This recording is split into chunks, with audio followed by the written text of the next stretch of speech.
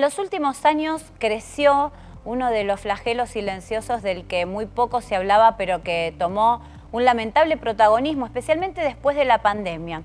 Hoy vamos a compartir un tema que nos atraviesa no solo como familia, sino también como sociedad, y acerca del cual necesitamos realmente tomar conocimiento y equiparnos para poder prevenirlo y para poder enfrentarlos. Bienvenidos a este nuevo programa de Tiempo de Familia Online. Hoy nos acompaña el pastor Amílcar. Él estuvo desarrollando durante estos últimos años el tema de suicidio. Y es un tema que consideramos clave. Él desarrolló charlas, cursos, talleres específicos sobre este tema. Es uno de los pocos pastores que está tratando este tema de manera integral y tan específica a la vez. Así que el programa de hoy se llama La pandemia silenciosa, prevención del suicidio. Ahora, bienvenido, Amílcar. Gracias por estar. Bueno, Bien. muchas gracias por la invitación. Y queríamos preguntarte por qué la pandemia silenciosa. Wow, bueno, es una gran pregunta porque justamente hacía un par de años antes había pasado algo similar con un virus, la NH1N1, y surgió un estudio de un doctor estadounidense que dijo, si nos remitiéramos por los datos de suicidio en Estados Unidos, tendríamos que haber hecho algo similar de lo que hicimos con esa epidemia en ese caso. Vino el virus, vino COVID y frenamos el transporte, los viajes, el mundo, el colegio, o sea, paralizamos todo. Ahora, cuando yo te doy los datos de lo que está pasando con el suicidio, no solo vamos a tener que parar el mundo, sino deberíamos parar el universo porque son abismales.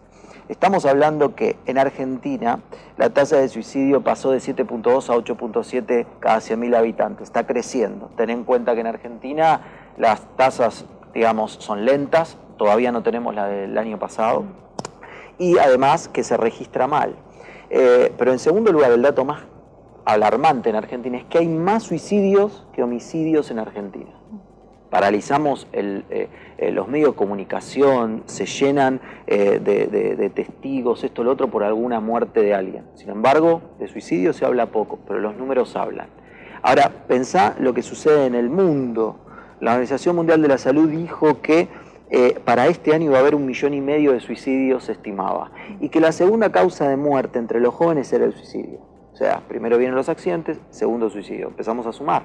La CDC en Estados Unidos durante la pandemia determinó que hubo 1 de cada 4 jóvenes pensó en suicidarse durante ese tiempo. O sea, el 25%. Pero esto no termina ahí. Un hospital pediátrico parisino acaba de sacar un paper en una revista prestigiosa donde dijo que hubo un crecimiento de hasta un 300% en intento de suicidio en menores de 14 años. O sea que el problema es no solo que los jóvenes se suicidan, no solo que los adultos se suicidan, sino que cada vez más chicos empiezan a tener este tipo de ideación. Por supuesto, la pandemia lo que hizo fue acelerar o profundizar un proceso que ya estaba, pero como siempre decimos, el coletazo de los próximos 10 años de la pandemia, ¿y qué vamos a hacer? Porque estos números hablan por sí mismos. Son números tremendos, escalofriantes, y te escuchaba y pensaba en esto que decís de los adolescentes, ¿no? Qué trágico. Ahora, ¿qué señales, qué indicios hay de que un adolescente o una persona adulta tiene pensamientos de suicidio? ¿Existe algo con lo que nos podamos dar cuenta? ¿Qué podemos hacer? Excelente pregunta, porque una de las cosas que surgen en el momento de las charlas o en el momento de la consejería también, que hablamos con los padres o demás, lo primero que surge en muchos de los casos es este mito de no hubo señal, no parecía, y eso es algo que tenemos que erradicar. El Ministerio de Salud en el último instructivo que sacó con respecto a este tema dijo que 9 de cada 10 chicos que se quitaron la vida en Argentina mostraron alguna señal. Es decir, por no decir todos, claro, dicen 9 de cada 10, ¿no? Viste, como el test de ADN, dice 99.7. Pero la verdad es que en líneas generales todos, de alguna manera, casi todos demuestran algo. Mirá lo que me dijo un adolescente cuando hablamos de este tema en un colegio. Me dice, Amil, seguramente dan señales, lo que pasa es que yo no me doy cuenta. Y me pareció una definición muy clara de lo que pasa. En realidad, los chicos empiezan, por ejemplo, a perder interés en algo que antes tenían interés. Puede ser un hobby, un deporte. Se empiezan a mostrar dos péndulos de su forma de enfrentar la vida, o demasiado retraído o demasiado irritable. Hay un padre que me escribió y me dijo, uno de los cabos que até a partir del intento de suicidio de mi hijo fue cuando él se irritaba demasiado. O sea, y golpeaba las puertas y toda esta cuestión. Estos son llamadas de atención. Digamos, hablamos también de la forma de vestirse, los posteos que sube, los libros que lee, la música que escucha. Y por supuesto que hay 17 factores de riesgo. Que si yo te paso revista rápidamente, cualquiera de ellos puede ser una señal de alerta. Va desde abuso y acoso hasta desilusiones. Por ejemplo, falta de habilidades sociales, poca capacidad de reconocer sus emociones. Son todos factores de riesgo, son señales de alarma. Si un chico está pasando por un momento que aparentemente es de tristeza y no está triste, es un factor de riesgo. Claro, no quiere decir que se vaya a quitar la vida, pero sí es un factor de riesgo que yo tengo que prestar atención. Pero en líneas generales estamos hablando de que los chicos dan señales. Y creo que esto es algo importante a tener en cuenta. Y que además, otro de los puntos importantes en relación a este tema, que nos da mucha esperanza y que es el punto de trabajo fuerte mío, es lo que se llama la escalada del suicidio. Es decir, para yo subir este escenario y grabar tuve que subir 1, 2, 3 escalones. No es que lo salté los 3. Y para que una persona pase de una ideación, de decir la vida no tiene sentido, a realmente quitarse la vida, hay escalones. Es decir, esto me habla de tiempo, porque pueden pasar días, semanas o meses o hasta años, y ese tiempo me da esperanza. Porque desde una ideación hasta el concretarlo pasan mucha agua debajo del puente, ¿no? Que es otra mirada, otra metáfora, otra figura de lo que cuando hablamos de suicidio lo usa mucho el doctor Bustelo, el tema del puente, ¿no? Es otra mirada muy interesante porque no es un salto, es paso a paso hasta que llega al otro lado. Entonces esto nos da esperanza, las señales y el concepto de escalada, y creo que ahí podemos hacer muchísimo se puede hacer para erradicar. Desde el no hacer nada, digamos, algo hay que hacer, y algo de lo que hagamos puede de alguna manera traer esperanza, poder reorientar, bueno, de esto se trata, ¿no? Claro.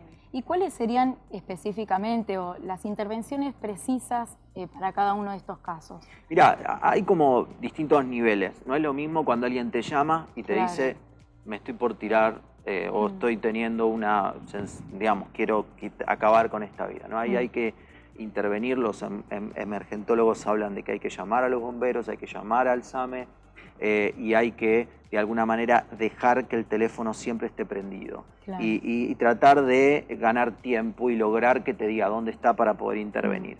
Y ahí los profesionales tienen que intervenir, no puede intervenir una persona común. Pero, digamos, se puede hacer mucho, ya sea desde las actitudes parasuicidas o sea desde algún intento, se puede hacer mucho, pero se puede hacer mucho antes también. Ahí está el punto, ¿no? Y creo que esto es lo más importante. Cuando hablamos del suicidio, nosotros hablamos en conceptos de lo negativo, en la mirada negativa de los factores de riesgo. ¿Cuáles son aquellos factores que desencadenan o predisponen una acción suicida? Pero también están los factores positivos, que serían los protectores. Y ahí entra la familia. Ahí entra la familia, entra la cultura, entra las herramientas intrínsecas de la persona y entra la iglesia también a jugar un rol importante, el club, la escuela. Entonces, hablando de la familia, teniendo familias saludables, estables, donde hay una relación madura, donde hay un apoyo genuino, donde hay escucha activa, donde hay espacios para el diálogo, para el disfrute, para la risa, las cosquillas, es un factor protector muy importante. Y creo que eso es algo que tenemos que reafirmar, porque si yo puedo trabajar en familias sólidas y saludables, iglesias, comunidad, desde la cultura también, erradicando aquellas canciones, juegos que predisponen a una conducta suicida, bueno, y dándole herramientas a las personas para reconocer sus emociones, tener autoconfianza, autovalor, bueno, todas estas cosas, vamos a estar previniendo en el sentido de que nunca la persona piense en quitarse la vida. Eso sería algo mucho anterior. Ahora, ¿qué pasa si alguien intentó? ¿Qué pasa si alguien viene y me dice, la vida no tiene sentido? Bueno, yo hablo ahí del abordaje integral. Cuando hablo de dos abordajes. Para el académico, el abordaje transdisciplinario. Y para nosotros y para la familia es el abordaje integral. Cuando hablo de integral me refiero a que tenemos que intervenir en cuerpo, alma y espíritu, ¿no? Es decir, tenemos que abordar el tema corporal. Y si es necesario que vaya un psiquiatra y tener algún tipo de medicación, es necesario intervenir. El alma, súper importante. El psicólogo, brindando, no el psicólogo que te escucha y no hace nada, el psicólogo que te da herramientas. Por eso el trabajo integral tiene que ver intrínsecamente, pero también armando equipos. Cuando hablo del espíritu, me refiero a tener una conversión genuina, un discipulado, ser liberado, ser discipulado, estar establecido en una iglesia, en una comunidad. Pero esto no termina acá. La integralidad no tiene que ver solo con el cuerpo, el alma y el espíritu. Tiene que ver con el área económica, tiene que ver con el área social y tiene que ver con la vocación. Mira, 6 puntos.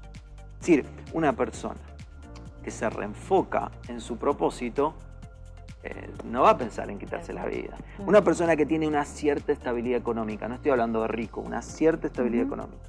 Lo mismo, si tiene buenas relaciones en lo social. Y cuando hablo de lo transdisciplinario me refiero, y estoy hablándole a los expertos, a los profesionales de salud, ¿no? A todos los que tienen algún tipo de intervención que salgan de su área de trabajo y que pueden pensar, trabajar los temas desde una misma mesa. Yo creo que hay que repensar el suicidio desde el Estado y las leyes, desde los hospitales, desde la forma en la cual se escriben los documentos en psicología, en medicina y psiquiatría y trabajo social. Entonces tenemos que repensarlo desde ese lado para tener un abordaje. A ver, en los últimos 60 años creció el suicidio un 50%. O sea, es un montón. Es muchísimo. Y ese dato no contempla la crisis pandémica. Claro. Entonces, posiblemente haya un aceleramiento de esos datos. Entonces, realmente algo tenemos que hacer. Porque si no, se nos va a liquidar una generación. Y encima se nos va a liquidar no por una guerra, sino por un auto o boicot. Y entonces ahí la intervención tiene que ser importante. Por último, que no me quiero olvidar, el abordaje integral y transdisciplinario. El otro aspecto integral no solo tiene que ver con lo interior, sino también tiene que ver con las instituciones que juegan el partido. Y ahí me parece sumamente crucial armar equipo entre el hospital y los profesionales de salud, con los clubes, las escuelas, los colegios, las iglesias y la familia y los amigos. Por ejemplo, en una intervención que hicimos con una persona, la intervención fue integral. No era cercano mío, era de otro lugar, pero intervino el pastor, intervinieron los amigos, intervino una noviecita, consiguió un laburo, la familia, o sea, todo, ¿no? Ayudó y el chico pudo salir. O sea, pudo salir de ese círculo vicioso de muerte y entrar a un círculo bueno y propositivo hacia la vida. Qué bueno. Qué bueno, ahí vos estás nombrando un montón de intervenciones que se pueden hacer desde distintos ámbitos. Pero pensando específicamente en la familia, algo ya dijiste, ¿no? Pero el rol de la familia es clave, es trascendente. Hablaste del tema de desarrollar relaciones fuertes, el tema de poder trabajar las habilidades sociales, que a veces es un tema que no se trata por ahí en la familia porque no se tienen herramientas. Precisamente por eso este programa quiere dar este tipo de herramientas, porque entendemos que la familia es el núcleo y es la base. Entonces, cuando una familia es fuerte, seguramente no se llega a estas situaciones.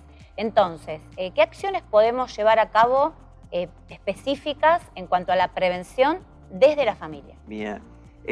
Mira, estaba pensando mientras vos lo decías que hay un estudio hecho muy interesante que dice que los niños o los adolescentes que tienen padres educados en su trastorno y que trabajan con el niño en eso, tienen mayor probabilidad de vivir bien que los que no lo tienen, aunque tengan terapias alrededor. Claro, la terapia es una hora. El papá y la mamá estamos todo el tiempo y encima todo el tiempo en situaciones que pueden ser usadas para educar.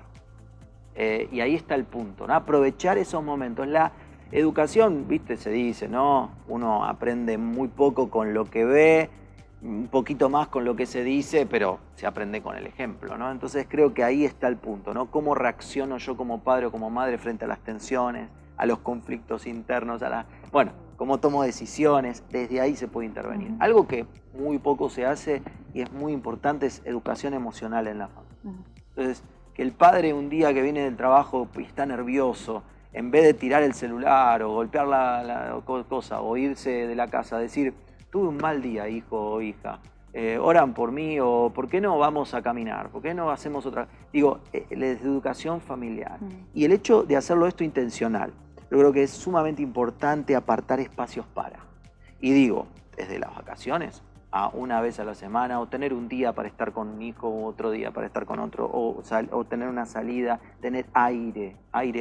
Se habla del tema de la familia como factor protector y se dice estabilidad, que es necesario tener una familia estable. Y cuando se habla de estabilidad, mucho se habla de la economía, ¿no? de tener una estabilidad económica. Y es un error, porque uno puede tener una economía más o menos, pero está hablando de otra cosa, ¿no? Está hablando de hacerle sentir a mi hijo que es amado a pesar de todo. Hay un cuentito muy bueno que nosotros leemos a los chicos, Te amo siempre. ¿Ah? Y entonces el cuentito trata, ¿no? Aunque le dice el niño a la madre, aunque me pelee con mis amigos, ¿me vas a amar? Sí, hijo, aunque te pelees con tus amigos, te amo siempre. Aunque tenga miedo de establecer contacto con alguien nuevo, ¿me vas a amar igual? Sí. Aunque rompa, sí. Y esto dar seguridad, ¿no? El psiquiatra Lawrence Crabb Jr. decía, ¿no? Significado y seguridad. Y fíjate vos qué interesante que volvemos a hablar de vocación y de amor incondicional. Y si la familia realmente puede trabajar en eso. Ahora, hay algo más. Ser una familia que no juzga, sino que abraza y que ama los problemas. Eso también. Hay un caso, ¿no? De una chica en relación con la tecnología, pero tiene que ver que se da cuenta que estaba interactuando con un pedófilo y entonces va a la madre y le dice, me suena raro este contacto. Y el caso es muy interesante porque la madre no juzga ese hecho, sino que denuncia junto a la nena el perfil. Intervienen 6 psicólogos y descubren al pedófilo detrás. Y me pareció muy interesante, por supuesto, no estamos hablando de que estuvo bien la niña y que actuó bien, pero sí el hecho de no juzgar permitió que se abriera, venga, claro, y que que hubiera mejor, confianza para poder hablar con la mamá. qué mejor que hablar de sexo con mis cual. hijos, que yo sea, Tal no cual. La tele, los o compañeros, los compañeritos. tal cual. Y con esto es lo mismo, ¿no? Y creo que también algo que me asusta mucho en relación con el tema del suicidio en Argentina es la noción de futuro. Se habla de que el 70% de los jóvenes ve que en los próximos 10 años vamos a estar peor y que hay un éxodo mayor de que en el 2001. Eso vinculado con las tasas de suicidio y con otros trastornos me está hablando que la noción de futuro también es importante para trabajar esto. Entonces la familia es un punto de seguridad también, ¿no?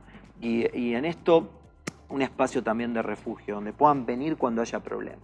Y creo que esto es importante. Nada, me gustaría darte la receta, ¿no? Pero creo que no es, justamente de esto se trata, de que es artesanal. Tal cual, porque la dinámica de cada familia es diferente, como hemos hablado en otros programas.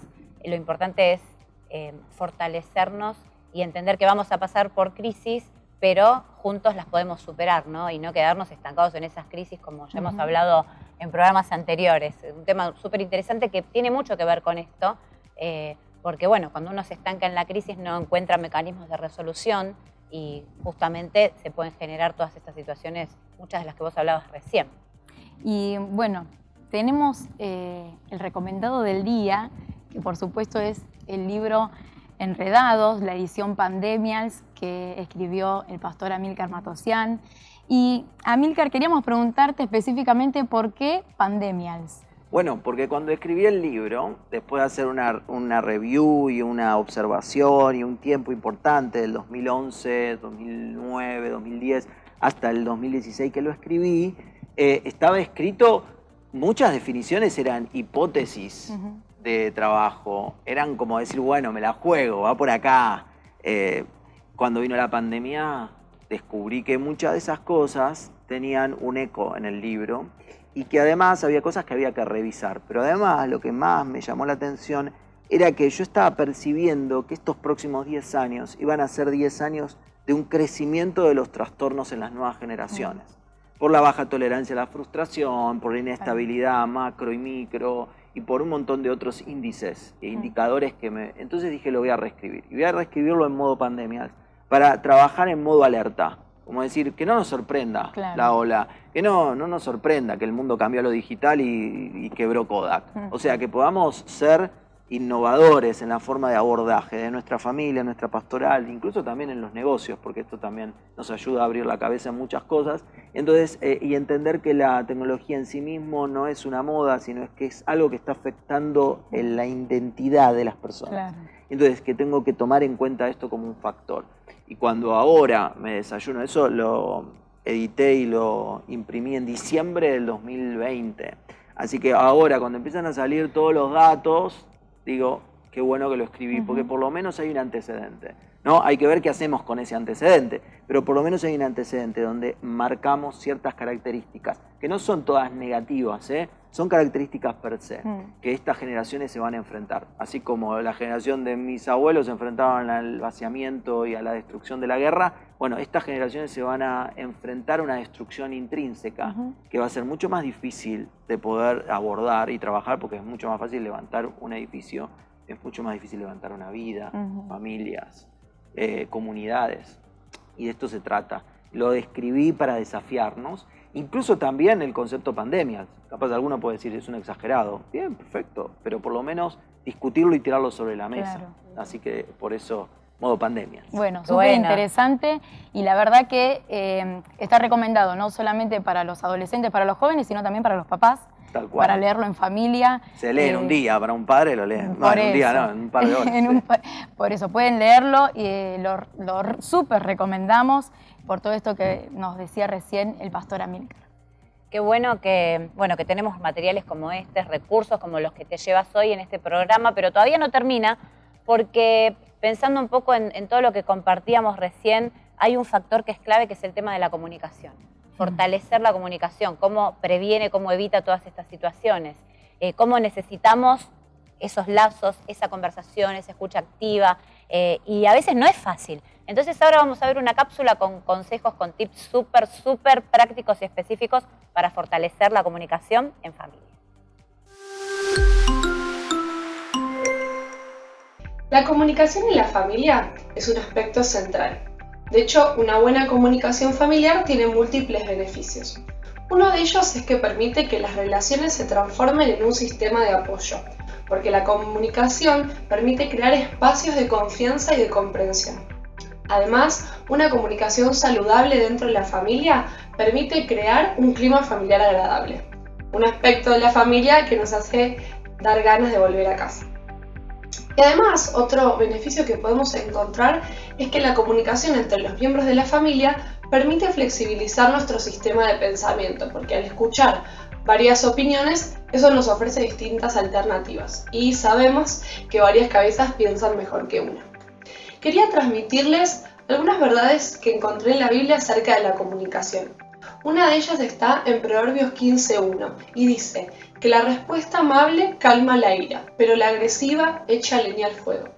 Y Proverbios 18:21 complementa y dice que hay poder de vida y de muerte en la lengua. Y por eso hoy quería transmitirles 4 claves para mejorar la comunicación en la familia. La primera es que la comunicación es un estilo de vida. Eso quiere decir que no puede darse una vez cada tanto, sino que tiene que ser parte del día a día de la familia. Y por eso hay que crear espacios para habilitar esa conversación. La segunda clave es que no todas las conversaciones son iguales. Y elegí llamarlas de 2 maneras: las conversaciones cotidianas y las conversaciones planificadas. Las conversaciones cotidianas son esas que deberían o se dan con el correr de cada día, donde hablamos de qué nos gusta, qué vamos a hacer hoy, cómo nos fue, qué queremos comer. Y las planificadas son distintas a estas y requieren que uno les otorgue un tiempo y un espacio, y por eso hay que pensarlas. ¿Para qué son este tipo de conversaciones? Bueno, pueden favorecer el crear justamente este espacio de confianza y de comprensión que hablábamos al principio, para que los distintos miembros de la familia puedan compartir temas que son importantes para ellos. O si, por ejemplo, la familia está atravesando por algún conflicto o alguna situación difícil, son en esos momentos donde se puede charlar sobre eso. La tercera clave es que en la comunicación hay tiempos. Eclesiastés 3 dice en la Biblia que hay un tiempo para todo, y en la comunicación también lo hay. Hay un tiempo para hablar y hay un tiempo para escuchar. El tiempo para hablar es ese momento donde vamos a decir lo que queremos decir, justamente. Y para eso, acordémonos que la respuesta amable calma la ira. Si, por ejemplo, queremos encarar un tema difícil con algún miembro de la familia, nos puede servir empezar con alguna palabra de honra o de reconocimiento. Eso da como un colchón de confort y de seguridad para después abordar un tema más difícil. Después también dije que está el tiempo para escuchar. En este tiempo hay que hacer silencio. Y en ese momento no solo hay que hacer silencio a las cosas que le quisiéramos responder al otro mientras nos está hablando, sino también a esos pensamientos que vamos teniendo y que a veces no nos dejan escuchar plenamente lo que el otro nos está diciendo.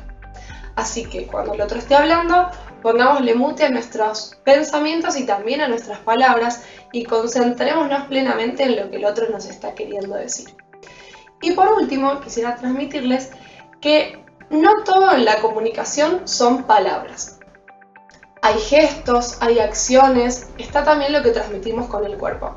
Hay veces donde no sabemos qué decir y eso está bien. Por ejemplo, si alguien nos está compartiendo algo muy difícil o algo que lo angustia, a veces no tenemos palabras. Y una mirada cálida o un abrazo puede ser la respuesta que el otro está esperando.